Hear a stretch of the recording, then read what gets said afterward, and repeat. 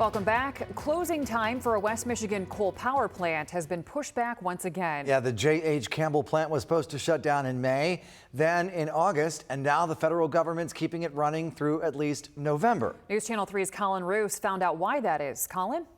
Jess, the Natural Resources Defense Council advocacy group says Consumers Energy planned to shut down that plant in May after a settlement agreement several years ago. But Energy Secretary Chris Wright ordered it to remain open, citing an emergency energy shortage. Now the council is taking action against that order they call not only unfounded, but illegal. The Trump administration's order will extend the Ottawa County plant's energy generation for another 90 days. The Department of Energy expressed concern homes and businesses would face outages if the J.H. Campbell plant is shut down. But the Natural Resources Defense Council says it sees no evidence for any emergency and calls its operation outdated and inefficient. You can imagine the amount of money that has gone into having to get it up to a place where it could run.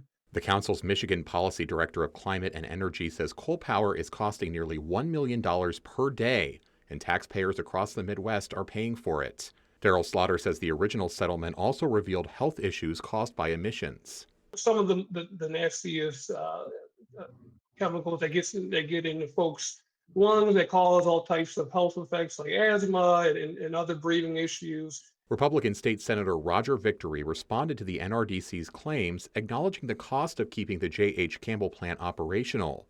In a statement, he says the revenue outweighs the costs, pointing to a report from Energy Ventures Analysis concluding it saved taxpayers money from May to July.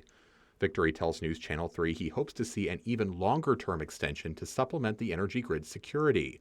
But the NRDC says any delay to close the plant also delays a plan to supply cleaner energy. Hence why it is even more frustrating that the administration came in like it did to essentially undermine a really well thought out process.